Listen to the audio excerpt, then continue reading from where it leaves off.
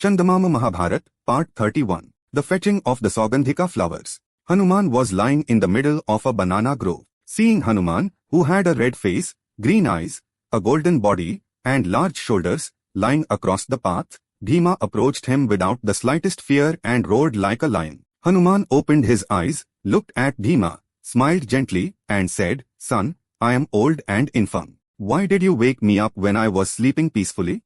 A wise man like you ought to show compassion towards creatures like me. It seems you do not even know how to respect elders. Why did you come this way all alone in the first place? The region ahead is where the celestial beings wander. Humans should not go there. Listen to my words and turn back. I am a Kshatriya. I belong to the Kuru dynasty. My name is Bhimsena. Who are you? Why are you here? How did you come to assume this Vanara form? Make way for me," said Bhima.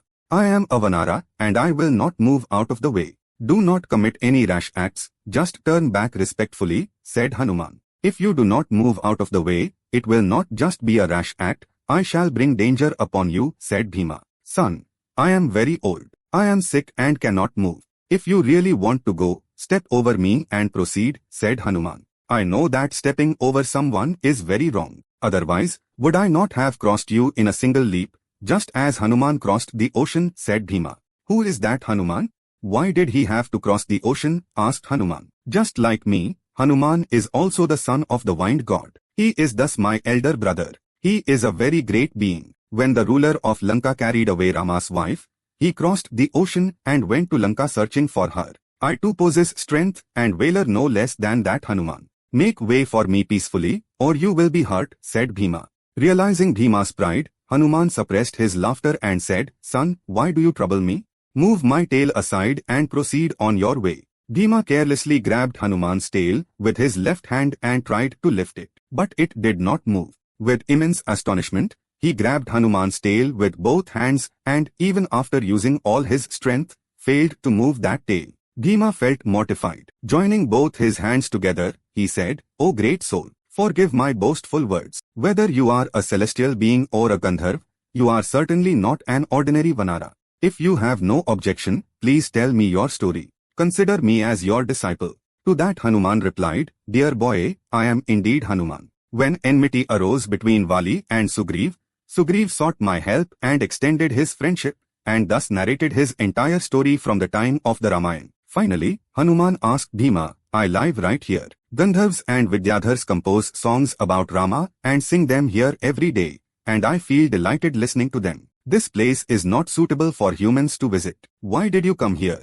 Bhima prostrated fully before Hanuman and said, "O great soul, my birth has been made meaningful by beholding you today. Please bless me by showing me the form you had on the day you crossed the ocean. Is it possible for me to show that day's form today, son? Does not everything change with time?" said Hanuman. Yet Bhima did not yield. Then Hanuman expanded his body boundlessly. That body occupied the entire banana grove, appeared to touch the sky, and shone brightly like the sun. His eyes were like blazing embers. His fangs were long and fierce.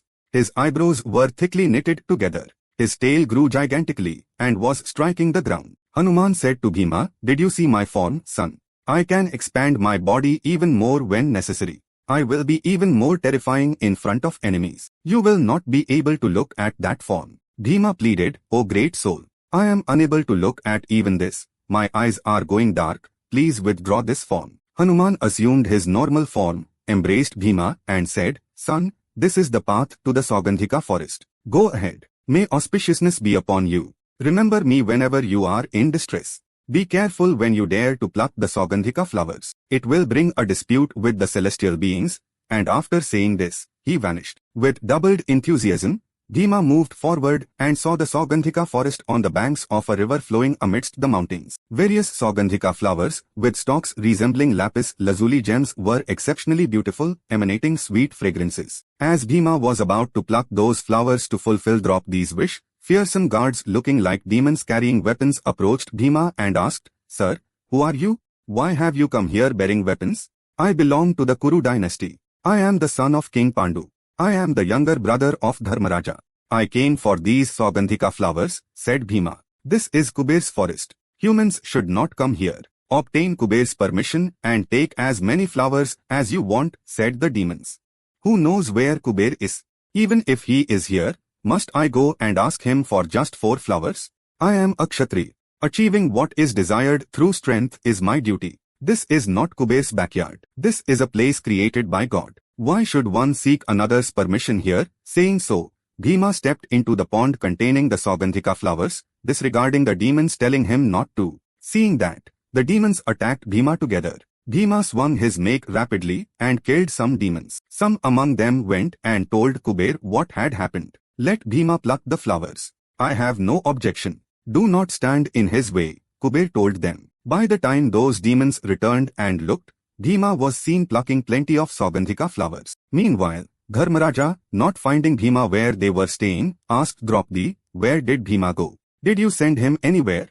Draupadi said that Bhima had set out towards the northeast saying he would bring the Saugandhika flowers. Then Ghatotkacha arrived with his retinue and brought the Pandavas to the place where Bhima was. Bhima gave the Saugandhika flowers to Draupadi. The Pandavas, having obtained Kuber's permission, stayed on the Gandhamadan mountain for that night, waiting for Arjuna. The next day, having brought all of them back to the Narayana hermitage, Ghatotkacha took leave along with his retinue. While it was so, one day a demon named Jatasura, with the wicked intention of carrying away Draupadi, put on the disguise of a Brahman and came to Dharmaraja, claiming that he was a disciple of Parsurma and had mastered all the Shastras and the science of weapons. Dharmaraja believed those words and allowed that demon to stay with him. One day Bhima went hunting. Romsa, Dhaumya, and other sages went far away from the hermitage to perform their daily duties. At that time, Jatasura stole all the weapons of the Pandavas, carried away the 3 Pandavas and Draupadi, and began to flee. Sahadev,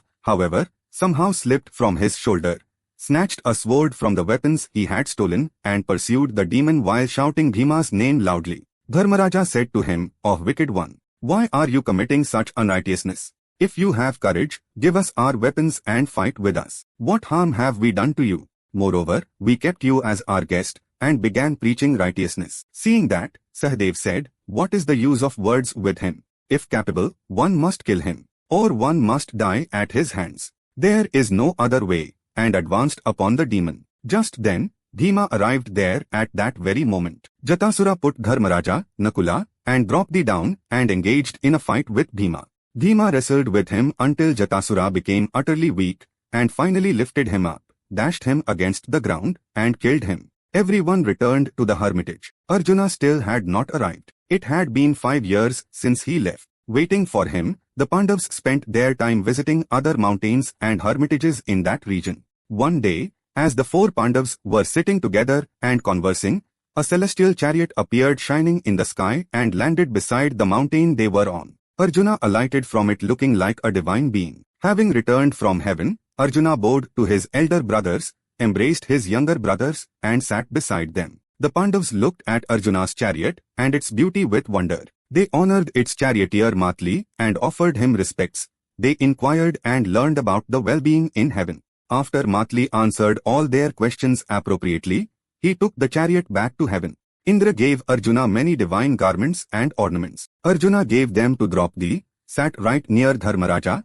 detailed all the experiences he had in heaven clearly, and spoke as follows. Diti had 2 daughters named Puloma and Kalaka. They pleased Brahma with their penance and asked for boons that their descendants would not face death at the hands of gods or demons, and that the great city named Hiranya would be their residence. For that reason, the Polomas and Kalakeyas had been living in that city, existing without paying heed to the gods. After I conquered those demons, I entered their city. Moving the chariot became very difficult. Mounds of demon corpses lay across the path. The wailing of demon women was heard all over the city. Hearing the sound of the chariot, those women rushed into their houses and hid. Matli told me that when that city was first built, it was under the control of the gods and Indra used to stay there, and that due to Brahma's boon, the demons drove the gods away and occupied that city. When Indra asked Brahma how to eradicate the Polomas and Kalakeyas, Brahma said that it would only be possible through one who belonged to neither the race of the gods nor that of the demons. Appointing me for that task, Indra granted me divine weapons precisely to kill the Kalakeyas. The next day, after everyone had completed their daily duties, Dharmaraja called Arjuna and asked him to show the weapons he had acquired. After purifying himself, Arjuna began displaying all the divine weapons he possessed, starting with his conch named Devdatta. At that time, Narada arrived and said to Arjuna, "O Arjuna, never use these weapons without a proper cause. There lies great danger in doing so. When you employ them in battle, I shall come and witness it, and then departed." Chandamama Mahabharata, Part 31 is complete. For now, Swasti.